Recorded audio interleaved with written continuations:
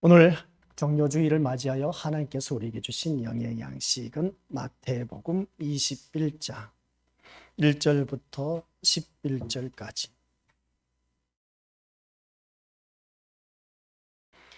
우리 함께 합독하도록 하겠습니다. 그들이 예루살렘에 가까이 가서 가람람산 벳바게에 이르렀을 때에 예수께서 두 제자를 보내시며 이르시되 너희는 맞은편 마을로 가라. 그리하면 곧 매인 나귀와 나귀 새끼가 함께 있는 것을 보리니 풀어 내게로 끌고 오라. 만일 누가 무슨 말을 하거든 주가 쓰시겠다 하라. 그리하면 즉시 보내리라 하시니 이는 선지자를 통하여 하신 말씀을 이루려 하심이라. 일렀으되 시온 딸에게 이르기를 내 왕이 내게 임하나니 그는 겸손하여 나귀 곧 멍에 매는 짐승의 새끼를 탔도다 하라 하였느니라. 제자들이 가서 예수께서 명하신 대로 하여 나귀와 나귀 새끼를 끌고 와서 자기들의 겉옷을 그 위에 얹음에 예수께서 그 위에 타시니 무리의 대다수는 그들의 겉옷을 길에 펴고 다른 이들은 나뭇가지를 베어 길에 펴고 앞에서 가고 뒤에서 따르는 무리가 소리 높여 이르되 호산나 다윗의 자손이여 찬송하리로다. 주의 이름으로 오시는 이여 가장 높은 곳에서 호산나 하더라. 예수께서 예루살렘에 들어가시니 온 성이 소동하여 이르되 이는 누구냐 하거늘 무리가 이르되 갈릴리 나사렛에서 나온 선지자 예수라 하니라. 아멘. 이 말씀은 하나님께서 주신 말씀을 통해서 주신 교훈의 제목은 예수님이 가신 길. 아버지 하나님 은혜 감사드립니다. 벌레만도 못한 저희들을 구원하러 이 땅에 보내신 예수 그리스도, 그 예수님께서 걸어가신 그 길을 우리도 따라가야 할 텐데 때로는 믿음이 있어 믿음이 충만하여 얼마든지 아멘 할렐루야 하며 따라가는 모습이 있는데, 그러나 내 삶이 힘들고 버거울 때는 주님 가신 길을 꺼려하는 경우가 참 많이 있음을 보게 됩니다. 그러함에도 불구하고 오늘날 우리 귀한 믿음의 자녀들 주님의 이름으로 우리 신림교회 예배당에 모이게 하신 이유는 분명 아버지 하나님의 자녀임을 다시 한 번 더 확인합니다. 아버지 하나님께서 이 자리에 모이신 귀한 믿음의 심령들 주님 가신 그 길을 우리 또한 따라갈 수 있도록 성령 하나님께서 도와주옵소서. 예배의 모든 시종 일관 주님께서 친히 간섭하시고 영광 받으시옵소서. 예수님의 이름으로 기도드립니다. 아멘. 오늘은 종료주일 주님의 은혜 가운데 또한 우리 믿음의 식구들 타 교회에서는 특세다 해서 특별 새벽 기도회를 갖는 그런 경우가 많이 있는데 우리는 그런 행사가 없습니다. 1년 365일이 아니라 주님 앞에 가는 그날까지 우리는 매일같이 새벽 예배가 진행되어질 것입니다. 그리하시고 모든 예배 적극적으로 참여하시고 또 종료주일이다 해서 각자가 이제 또한 신앙을 점검하기 위해서 금식하신 분들도 계실 것이고 또 다른 날보다는 더 귀하게 이날은 좀 더 주님과 함께하는 시간을 갖기 위해서 우리 또한 믿음의 식구들 이제 금식을 한다지 않습니까? 스마트폰 금식, 이것저것 금식하면서 자기가 즐기고자 하는 것을 금식한다 하면서 이런저런 일들로 인해서 뭐 금식한다라고 했는데 참 좋은 모습입니다. 좋은 모습이지만 그러나 이 고난 주간만 맞이해서 그런 일들이 주어지는 것이 아니라 삶 속에서 절제된 모습이 우리에게는 무엇보다도 중요하다는 걸 꼭 기억하시길 바랍니다. 그래서 우리가 주 안에서 아름다운 모습으로 거듭나기 위해서는 주님이 가신 그 길을 걷는 데 있어서 조금 더 부족함이 없는 우리 하나님의 자녀가 되어야 된다는 걸 꼭 명심하시길 바랍니다. 때로 주님이 길을 걷다 보니까 사람들이 그럽니다. 이렇게 신앙생활을 해서 천국 갈 수 있을까? 에라 모르겠다 하면서 어떻습니까? 포기해버리고 우리 교회 한 청년이 그런 신앙 고백을 했답니다. 할머니 할아버지처럼 믿지 않다가 마지막에 가서 주님 영접해서 천국 가면 되지 않겠느냐, 그런 마음을 때로는 많이 가졌답니다. 맞는 말이죠, 그죠? 이렇게 사나 저렇게 사나 마지막에 가서 주님 영접해서 천국 가면 될 것이지, 이렇게 먹고 살기 좋은 이 세상 마음껏 누리다가 그래서 마지막에 가서 주님을 만나서 천국 가면 되지 않겠느냐, 그렇게 표현한 것. 아주 지극히 당연한 인간적인 사고방식, 100점 줘도 과언이 아닌 겁니다. 그래서 마지막에 우리 예수님께서도 십자가에 못 박혀 돌아가실 때 십자가가 서 있었지 않습니까? 한편의 강도 또 한편의 강도. 근데 한편의 강도는 나를 불쌍히 여기소서 해서 불쌍히 여김을 받아 오늘 네가 나와 함께 낙원에 있으리라 한 그 말을 들었던 것을 보게 됩니다. 그러면 그 한편의 강도는 온갖 나쁜 짓은 다 해놓고 마지막에 가서 기가 막히게 주님을 만나서 구원에 이르게 된 것을 보게 됩니다. 이를 두고 뭐라 합니까? 얌체 구원이라고 그렇게 표현한 것을 보게 됩니다. 우리 믿음의 식구들, 우리 또한 그렇게 살다가 악랄하게 살다가 마지막에 가서 주님 영접하면 되지 않겠느냐라고 생각할 수가 있는 것인데, 근데 우리 교회 청년은 요한계시록 말씀을 듣고 깨달은 것이 뭐냐라고 했을 때 그게 아니란 것을 깨달았다는 겁니다. 그게 뭐냐고 했을 때 요한계시록 14장 16절 말씀 속에서 구름 위에 앉으신 이가 낯설 기두름에 곡식이 굳어지더라 하는 것을 아차, 내가 이런 마음을 가져서는 안 되겠구나라는 것을 깨달았던 겁니다. 추수는 현재 진행형입니다. 앞날에 익어진 우리가 농부는 씨앗을 뿌려서 여름 때 무성하게 곡물을 잘 돌보고 가을에 가서 추수의 계절을 맞이해서 그 열매를 거둬들이지 않습니까? 근데 이 영적인 추수는, 이 영적인 추수의 열매는 나중에 이루어지는 것이 아니라 지금 현재 이 추수가 이루어지고 있다는 사실입니다. 그래서 현재 내가 이 열매로 온전히 맺혀지지 않으면 순간 나는 지옥에 떨어질 수밖에 없다 하는 것을 깨닫게 되는 것이죠. 그래서 이 청년이 하는 말, 그래서 현재가 중요하다는 것을 깨닫고 이제 믿음 생활 게으름을 피우지 않고 열심을 품으려고 한다라는 그런 소리를 들었습니다. 참 뿌듯한 신앙 고백이었습니다. 너무나 좋은 것이죠. 금요 기도회 때 우리 믿음의 식구들 서로 믿음의 교제의 시간 때 나온 말씀이었습니다. 그리고 또 한 학생이 있었습니다. 한 학생은 어떻게 했느냐? 나는 교회를 다니면서 친구들과 어울려져서 이렇게 저렇게 주일날 특히나 수요일, 금요일, 토요일, 주일은 친구들하고 약속이 너무나 많다는 겁니다. 근데 그날은 또 어떻습니까? 자기가 좋아하는 취미생활 얼마든지 할 수가 있는 것인데 그것을 다 포기하고 내가 주님 앞에 나온다는 겁니다. 그게 왜 그렇게 나오냐라고 했을 때에 이제 우리 전도사님 물어봤다는 겁니다. 그 이유가 뭐냐라고 했을 때에 주 안에서 수고하는 것이 나도 있다는 겁니다.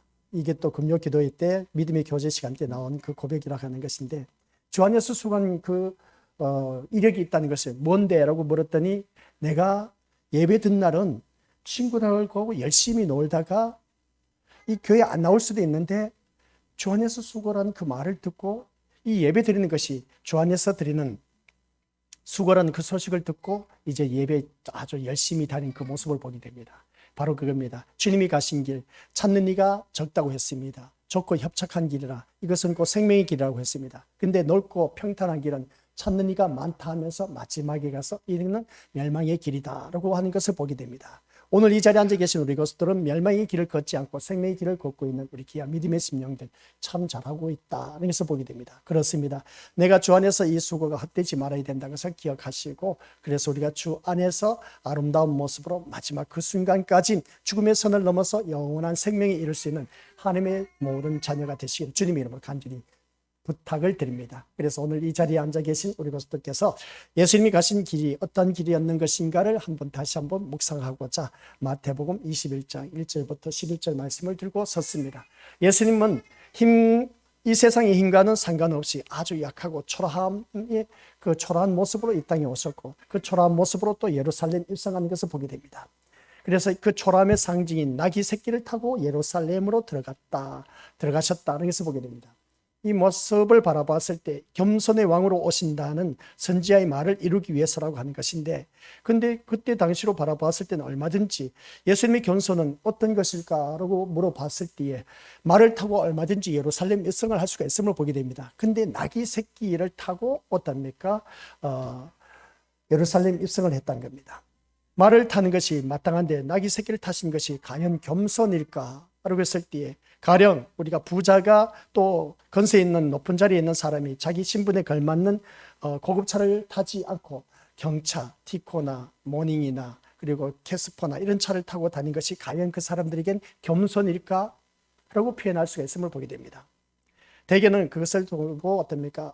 저 사람 한 회사의 회장인데 사장인데 얼마든지 좋은 차 타고 우리가 교회를 다닐 수가 있다. 그래서 보게 됩니다. 그런 모습을 이제 다 배제하고 그런 차를 버리고 경차를 타고 이제 다닌다 하면 저 사람 참 겸손한 모습이다. 라고 그렇게 대부분 우리가 표현을 할 수가 있음을 보게 됩니다. 참 검소하다. 그렇게 표현한 것을 보게 되고 또 겸손하다. 라고 그렇게 표현할 수가 있는데 그렇다면 우리 믿음의 식구들 같이 읽어보죠. 시작. 가난하고 낮은 위치에 있는 사람에게서의 겸손은 어떻게 이해를 해야 될까? 가난하고 낮은 자의 위치에는 차도 없어, 티코도 없고, 경차도 없는 그런 나에게 과연 겸손은 어떻게 표현해야 될까? 이게 맞는 말일까, 틀린 말일까? 부자가 타고 다니는 차는 좋은 차 얼마든지 굴릴 수가 있는데, 그러나 경차를 타고 다닌다. 참 겸손한 모습이고, 검소한 모습이다. 라고 했는데, 그럼 가난한 사람은, 교회 다니면서 부자가 있고 가난한 사람이 있지 않습니까? 그러면 가난한 사람은 이것도 없고 저것도 없는데, 그러면 어떻게 겸손이라고 표현을 할 수가 있을까? 그러니까 우리가 성경 말씀을 들을 때는 세상 기준을 가지고 판단하면 된다, 안 된다? 안 된다라는 걸 꼭 명심하시길 바랍니다. 그것을 또 겸손이라는 단어를 가지고 그래서 부자 그리고 가난한 사람 비유했을 때 이건 안 맞아떨어진다는 것이죠. 그래서 예수님의 겸손이 어떤 것인가는 오늘 본문 말씀을 보니까 멍에 매는 짐승의 새끼를 탔다라는 것을 보게 됩니다. 뭐라고 했습니까? 멍에 매는 짐승의 새끼를 탔다라는 말에 우리가 이 말씀을 우리가 묵상해 보자는 겁니다. 여기서 멍에 매는 짐승은 이 멍에 매는 짐승은 어떤 것을 말하느냐라고 했을 때 멍에를 먼다라고 했을 때 멍에는 우리 것도 다들 알고 계시지만 우리나라에는 이제 농사지으면 이제 경작하는 트랙터가 생겨서 많이 발달되지 않습니까? 예전에는 소를 어떻습니까? 목에 멍에를 매서 밭을 갈고 논을 갈고 했던 것을 보게 됩니다. 그런 것처럼 여기서 멍에 매는 짐승은 무엇을 말하느냐라고 했을 때 같이 읽어보도록 하겠습니다. 시작. 자기 마음대로 움직이는 것이 아니라 주인의 뜻에 복종한다는 의미를 갖고 있음을 보게 됩니다. 그래서 멍에 매는 짐승은 자기 마음대로 움직이는 것이 아닌 겁니다. 그 멍에를 메었을 때는 주인의 뜻에 복종할 수밖에 없다는 것을 보게 됩니다. 그러한 짐승의 새끼를 타신 것은 멍에 매는 그 짐승의 새끼와 자신을 동일시하는 그 예수님의 모습을 보게 됩니다. 이것이 바로 예수님의 겸손이라는 것이죠. 주인의 뜻에 온전히 따르는 복종하는 그 모습이 바로 예수님의 겸손이다는 말씀입니다. 그래서 앞에서 부자와 가난한 자의 그 겸손의 비유를 바라봤을 때 세상 것 기준을 해서 이것은 겸손이다, 겸손이 아니다 라고 잣대의 기준을 할 수가 없다는 겁니다.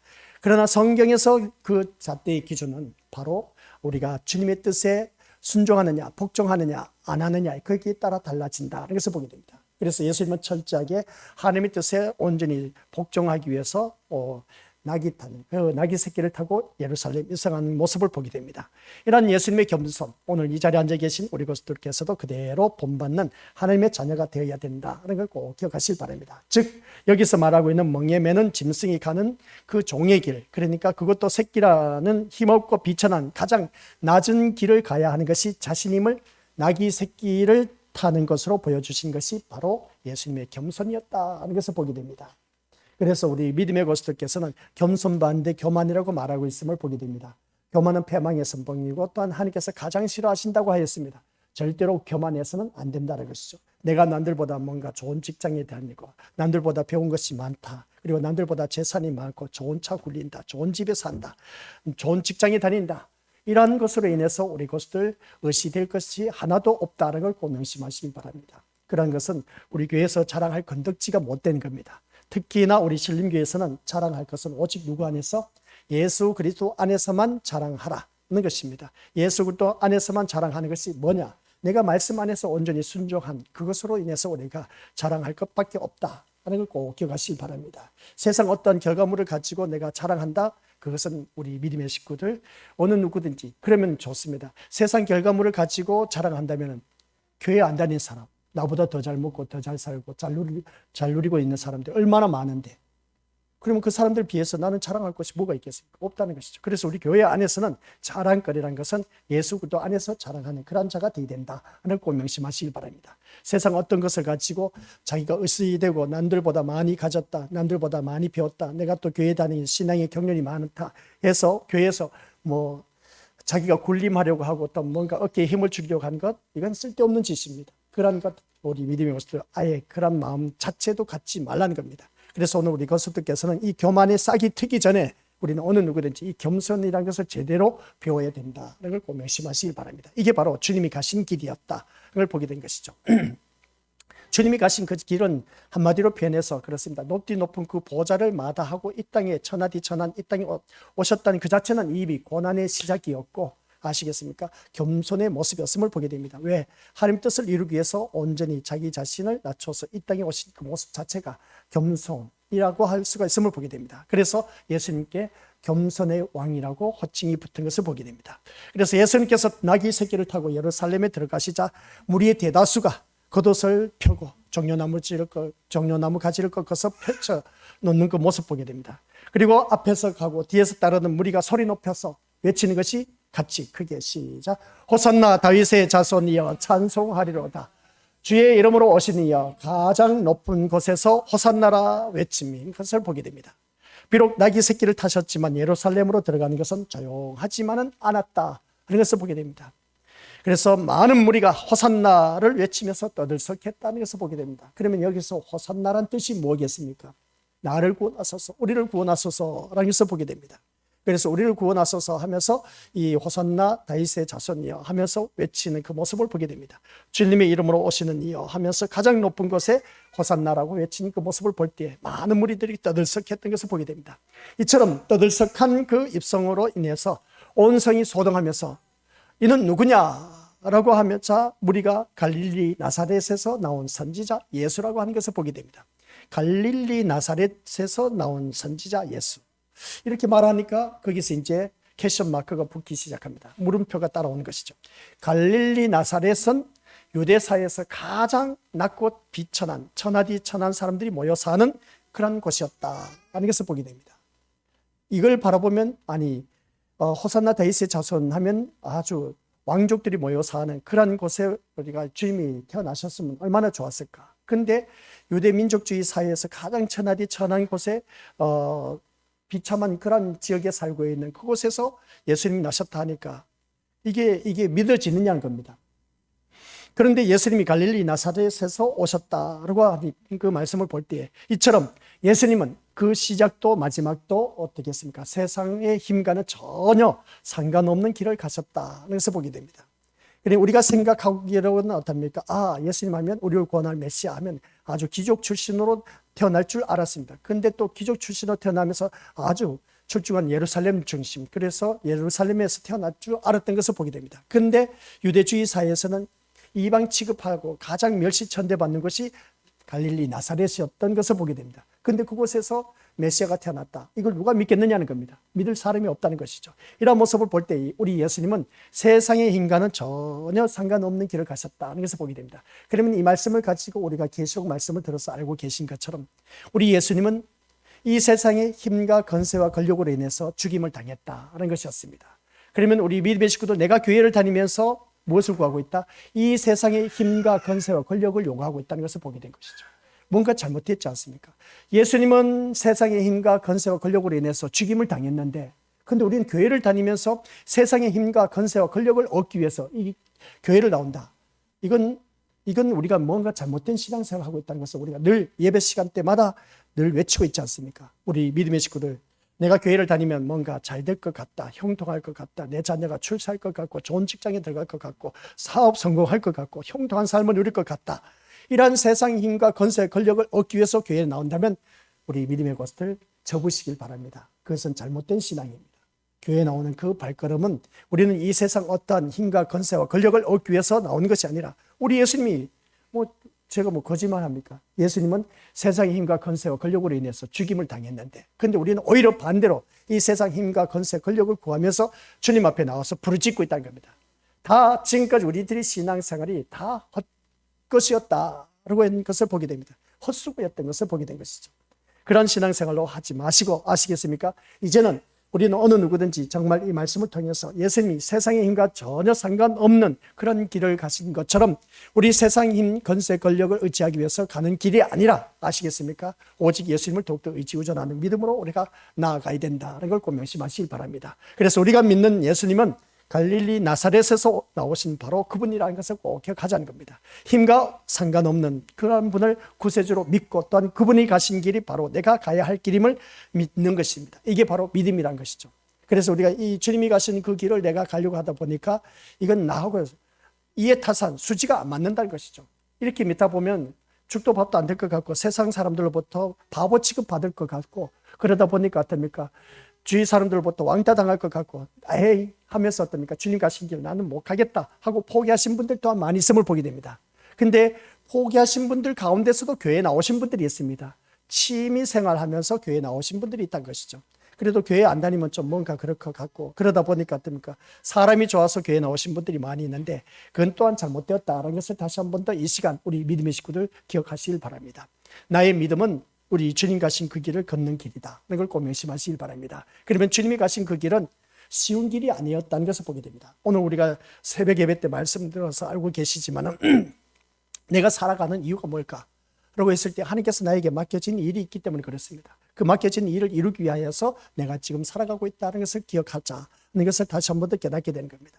그래서 나에게 맡겨진 일이 무엇일까라는 것을 살펴보았을 때 우리 주님께서 나에게 맡겨진 일들이 너무나 많다는 것을 다시 한 번 더 깨닫게 되는 겁니다. 그 말씀이 이제 우리가 빌립보서에서 있는 말씀인데 그래서 오늘 또한 내가 살아가는 삶 속에서 바라보면 하나님께서 분명히 나를 이 땅에 보내주시고 또 우리 신림교회에 보내주신 그 모습을 보면 하나님께서 나를 통해서 뭔가 이루실 일들이 있다는 겁니다. 그리고 이루실 일이 뭐냐는 것이죠. 그 이루실 일이 우리 믿음으로서 아직도 내가 맺어야 할 열매들이 있다는 것을 다시 한 번 더 깨닫게 된 것이죠. 그래서 우리는 그 맺어야 할 열매가 또 무엇일까라고 했을 때 뭐 성경에 여러 곳에 나타나고 있지 않습니까? 갈라디아서에서 에베소에서 말씀하고 있는 말 보니까 영의 열매 9가지와 빛의 열매 3가지 또 입술의 열매 찬양의 열매 하면서 우리가 더 많은 열매 의의 열매가 있고 이런 열매를 우리가 계속해서 맺어가야 하기 때문에 내가 지금 살아가는 이유가 된다는 것을 보게 됩니다. 그런 가운데서 우리 또한 우리가 기억해야 할 것은 아직도 내가 이 세상에서 살아가는 이유가 무엇일까? 연로하신 분들은 그렇습니다. 내가 빨리 천국 가고 싶다. 빨리 죽어서 천국 가고 싶다 하지만 근데 하나님께서는 데려갈 것 같기도 한데 데려가질 않아. 그 이유가 뭘까? 아직도 내가 이 세상에 살면서 예수님께서 오신 그 모습 볼 때 겸손의 왕으로 오신 예수님은 한결같이 남을 섬기기 위해서 오셨다는 것을 보게 됩니다. 그러니까 내가 아직도 죽지 못한 이유는 누군가 내가 섬겨야 할 사람들이 많이 있기 때문에 그렇다. 그래서 우리가 오늘 새벽 예배 때 말씀 묵상했습니다.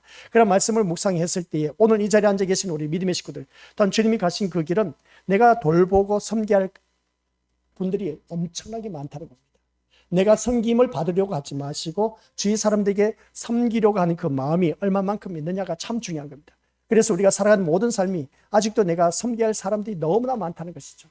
아이, 나 먹기도 살기 힘든데 내가 뭐 주위 사람들 내가 섬길 필요가 뭐가 있겠느냐 그렇게 생각하실지 모르지만 그게 아닌 겁니다. 우리 믿음의 식구들 내가 살아가는 그 이유는 남을 섬겨야 할 사람들이 많기 때문에 살려두셨다는 걸 꼭 기억하시기 바랍니다. 아셨죠? 그래서 우리 예수님께서는 겸손의 왕으로 오셔서 일평생 주위 사람들 섬기면서 살아가셨던 그 모습을 보게 됩니다. 그 길을 우리가 가야 됩니다. 그래서 우리 주님 가신 길을 같이 걸어갑시다.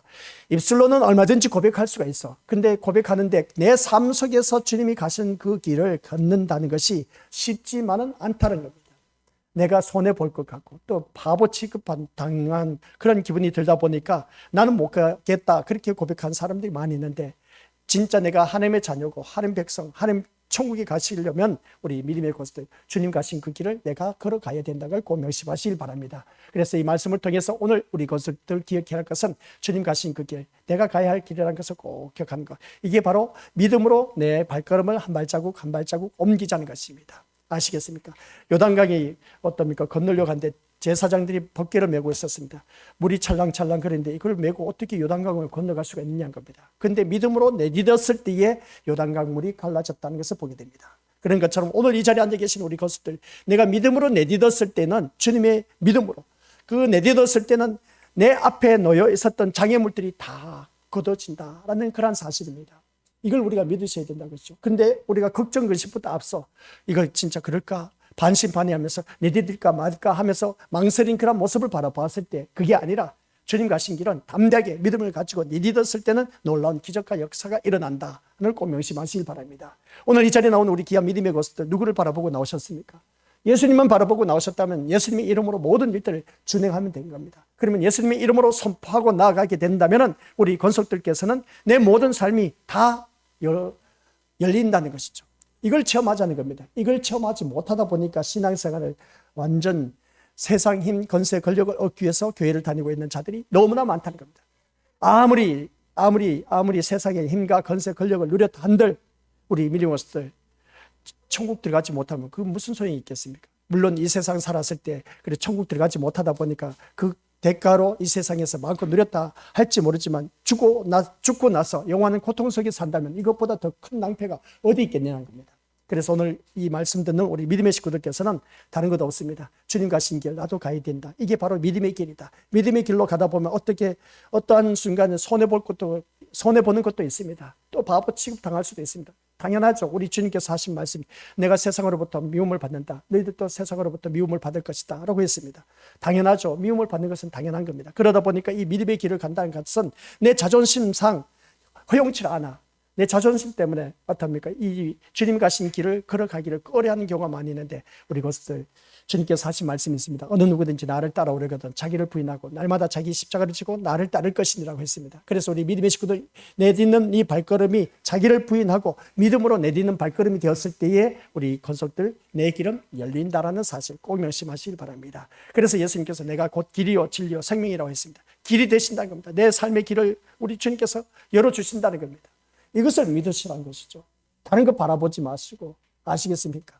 이게 진리입니다. 아시겠습니까? 이게 또 생명입니다. 생명은 곧 우리가 영원한 천국에 이르게 된다는 것이죠.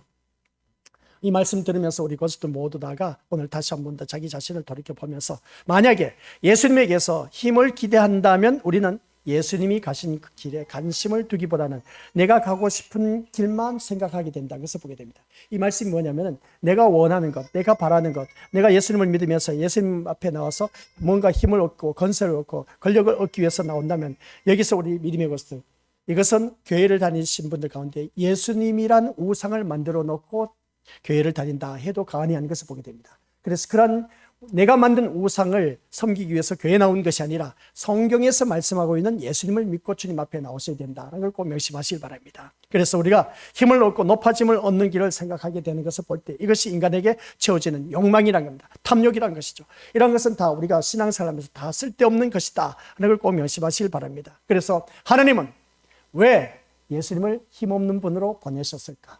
좀 힘 있는 분으로 보내셨으면 얼마나 좋았을까? 그런 그 모습 보게 될 때 우리가 이 말씀 여러 목회자들을 통해서 많이 들었을 겁니다. 왜 하나님은 하필이면 힘없는 분으로 보내주셨고 그리고 천하디 천한 갈릴리 나사렛에서 태어나게 하셨는지, 또 우리 믿음으로서 뒤에 가면 또 말씀 나오지만 목수의 아들로 태어나게 하셨는지, 왕족 출신으로 태어나게 하시면 얼마나 좋았을까. 근데 목수의 아들로 태어나게 하신 그 모습 볼 때 그때 당시에 목수는 아주 하찮은 직업이었습니다. 그러니까 모습을 바라봤을 때 왜 예수님은 힘없는 분으로 보내셨을까?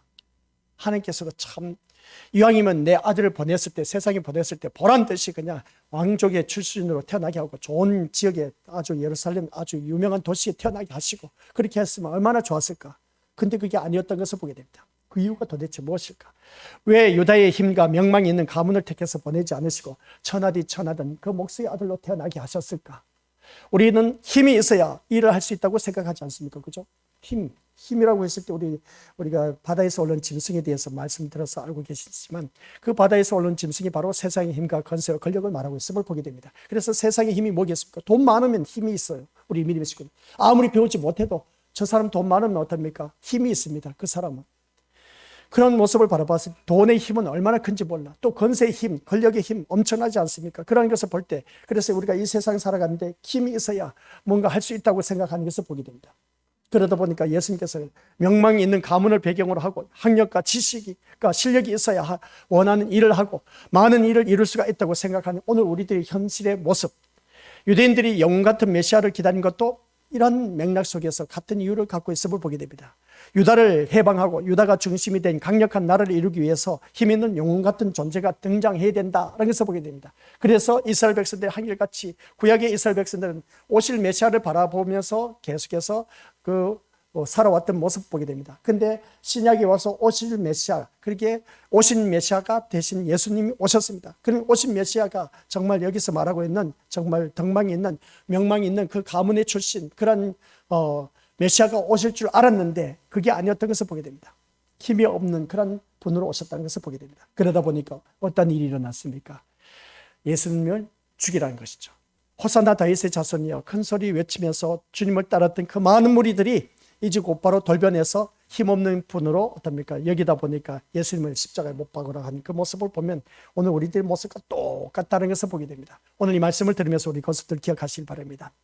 오늘 말씀 통해서 힘이 없다 해서 내가 교회를 다니면서 남들보다 좀 초라한 모습이다. 세상적으로 뭔가 가진 것이 없다. 그래서 부족한 것이 많다 보니까 기죽어 사는 그런 모습 보게 되는데 절대로 우리 믿음의 식구들 기죽어 살지 말라고 했지 않습니까? 이미 우리는 주 안에 나온 모든 심령들은 주 안에서 성공한 인생이다. 아시겠습니까? 성공한 인생이기 때문에 왜 기죽어 삽니까? 성공한 사람 기죽어 사는 거 봤습니까? 출세한 사람들 기죽어 사는 사람 봤습니까? 다 기세등등하지 않습니까? 그와 같이 우리는 세상적으로 바라보면 출세하고 성공하지 못했다 할지라도 그것으로 인해서 주눅 들지 말자.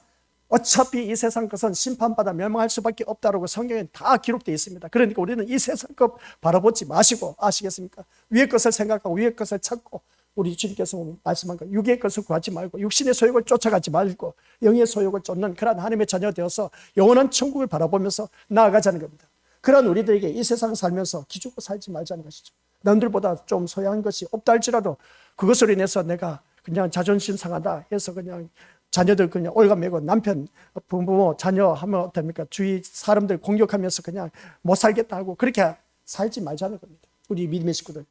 예수님 한 분만으로 만족하면서 예수님, 오직 예수님밖에 없는 내 인생이 되어서 그 예수님 때문에 난 천국 갈 수 있다는 그 확신을 갖고 있다면 세상 것 부러워할 것도 없다는 겁니다. 그게 바로 누구냐면은 사도 바울이 대표적으로 신약 성경 거의 절반 이상을 기록한 사도 바울의 고백인 겁니다. 그래서 사도 바울의 고백이 뭐라고 했습니까? 내 이 세상 모든 것 다 배설물로 여겼다는 겁니다. 그 배설물로 여겼다는 것은 다 쓰레기처럼 여겼다는 겁니다. 쓰레기처럼 여겼던 이유가 뭐겠습니까? 내가 지금까지 그때 당시에 가말리엘 문화라고 했을 때 가장 높은 학문을 연마한 그 바울이었습니다. 그러다 보니까 그런 최고의 학문을 연마했고 또 귀족 출신으로서 어떻습니까? 그가 부러울 것 없이 고위 간직에 있었던 것을 보게 됩니다. 세상적으로 부러울 것 없는 그런 자가 되었던 것을 보게 되는데 그가 다메섹 도상에서 예수님을 만나고 나서는 이 모든 세상 것을 다 쓰레기같이 여겼다고 하는 것을 보게 됩니다. 그가 그렇게 고백할 수밖에 없었던 이유가 뭐냐면은 예수님을 아는 것이 나에게 가장 고상한 것이라. 오늘 이 자리에 앉아 계신 우리 고수들이 바로 예수님을 아는 것이 가장 고상한 인생이 되시길 바랍니다. 한번 우리 옆에 믿음의 식구를 보시기 바랍니다. 예수님을 알고 있는 고상한 귀한 하나님의 자녀 같아 보입니까? 아니면 아직도 세상 것을 추구하는 그런 자녀 같아 보입니까? 예수님을 아는 것이 가장 고상한 것이라. 그 가장 고상한 예수님을 제대로 만나시길 바랍니다. 그 예수님이 내 인생을 책임져 주신다니까요. 그 예수님을 진짜 만나야 됩니다. 그냥 입술로만 아멘 고백하면서 그렇게 할 것이 아니라 내 삶 속에서 예수 그리스도가 배어져 나와야 돼. 이게 바로 오늘 새벽 예배 때 나온 말씀인데 나를 통해서 예수 그리스도가 배어져 나와야 된다. 예수 그리스도가 드러나야 된다는 겁니다. 그래서 나를 통해서 예수 그리스도가 자랑되어져야 된다는 겁니다. 야, 너 교회를 다니고 나서 진짜 많이 변화되었다. 너 예수님 만나고 나서 진짜 사람 됐네. 너 예수님 만나고 나서 진짜 똑똑해졌네. 나를 통해서 그게 주위 사람들로부터 들려져야 된다 라고 했지 않습니까? 그래서 우리 믿음의 식구들에게 제가 늘 말씀드린 것을 무엇을 말씀드렸냐, 내 신앙의 점수를 매겨보자. 내 신앙의 점수를 매겨봤을 때 주위 사람들에게 한번 물어보자. 내가 교회 다니는 사람으로서 너는 나를 몇 점 줄 수 있느냐. 가까이 있는 사람부터 먼 거리에 있는 사람, 모든 사람들에게 한번 물어보라는 겁니다. 너 나 교회 다니는 거 알고 있지? 알고 있다면 그러면 너가 교회 다니지 않는 사람으로서 교회 다니는 나를 통해서 과연 하나님 자녀의 모습으로서 너 몇 점 줄 수 있느냐? 한번 물어보라는 겁니다. 그 사람이 정확하게 점수를 줍니다. 내가 내 점수를 주지 마시고, 아시겠습니까? 그렇다면 오늘 이 자리에 앉아 계신 우리 교수들께서는 너를 보니까 진짜 내 100점 주고도 남을 존재야. 그런 소리 듣는 사람은 진짜 배기 신자입니다. 아시겠습니까? 가짜 배기 신자로 교회 다니지 마시고 어떻게 이 세상 어떤 결과물을 얻기 위해서 예수님 앞에 나오지 마시고 앞에 포문 열었지 않습니까? 예수님은 십자가에 못 박혀 들어갔을 때 세상의 힘과 권세와 권력으로 인해서 죽임을 당했다. 그런데 오늘 우리가 교회에 나왔을 때에 세상의 힘과 권세와 권력을 구하기 위해서 주님 앞에 나와서 구하고 있다는 겁니다. 이게 우리가 잘못된 신앙생활이야. 없던 것을 보게 됩니다. 이러한 신앙생활 하지 말자는 겁니다. 그래서 오늘 말씀은 이 말씀입니다. 예수님은 인간의 기대와는 다르게 가장 낮은 자리에서 가장 힘없는 분으로 오셨다. 아시겠습니까? 그리고 십자가에 죽는 길을 가시면서 우리의 구원을 이루셨다는 것을 보게 됩니다. 가장 낮은 자리에 오셨으면서도 우리를 구원의 길로 인도하셨다는 것을 보게 됩니다. 그러므로 예수님을 믿는 것은 힘과는 상관이 없다. 세상의 힘과는 상관이 없다는 사실. 그래서 힘 있는 자가 되기 위해서 예수를 믿고자 한다면 그것이야말로 착각 속에 살 것이고 그것이야말로 지옥 가는 인생이다 하는 걸 꼭 명심하시기 바랍니다. 뭔가 세상의 힘과 권력을 얻기 위해서 가는 것이 아니라 우리 믿음의 것들 기억하시기 바랍니다. 우리 그런 신앙생활 하다 보면 주여 주여 주여 하는 자마다 다 천국에 못 들어갑니다. 아시겠습니까? 지옥 떨어집니다. 지옥에 갈 수밖에 없습니다. 그러나 우리 믿음의 것들, 내가 이 세상 힘, 권세, 권력을 구하는 것이 아니라 예수님을 바라보고 예수님을 의지하고 예수님만 바라보면서 주님 앞에 나왔을 때 이 인생은 성공한 인생, 출산 인생, 우리는 영원한 천국에 갈 수가 있다라는 사실. 그래서 이 길을 가는 우리 귀한 믿음의 심령들, 예수님을 FM대로 믿다 보면 바보 취급, 또한 주위 사람들로 통해서 멸시천대받고 왕따 당할 수도 있다. 이것은 주님이 하신 말씀이었습니다. 당연합니다. 그런 소리를 듣는다 할지라도 오직 예수님밖에 없는 인생이 되어서 저와 우리 귀한 믿음의 것들, 주님이 가신 그 길을 걸어가서 우리 모두 다가 영원한 천국에 이룰 수 있는 저와 우리 것들 되시길 주님의 이름으로 간절히 부탁을 드립니다. 아버지 하나님 감사드립니다. 오늘 주님 가신 그 길을 걷는 우리 귀한 믿음의 자녀, 이 말씀을 통해서 다시 한 번 더 주님 가신 길은 우리가 원하는 길이 아니었다는 것을 보게 됩니다. 힘없는 그 길이었습니다. 정말 주위 사람들로부터 멸시천대 받는 그 길을 갔던 우리 예수님, 그 길이 바로 우리들이 주어진 믿음의 길, 예수님 믿는 믿음의 자녀인 것을 보게 됩니다. 오늘 정묘주의를 맞이해서 내가 걷는 이 길은 아버지 하나님, 이 세상을 잘 먹고 잘 살고 잘 누리고 힘과 권세, 권력을 누려서 출세하기 위해서 성공하기 위해서 이 자리에 나온 길이 아니라 주님 가신 그 길을 걷기 위해서 이 자리에 나왔다면 오늘 또한 이 자리에 머리 숙인 모든 심령들 끝까지 오직 예수님만 바라보고 의지의존하며 승리하는 아버지 한 자녀 되어 우리 모두 다 저 영원한 천국에 이룰 수 있는 하나님의 자녀 되게 하옵소서. 예수님의 이름으로 기도드립니다. 아멘.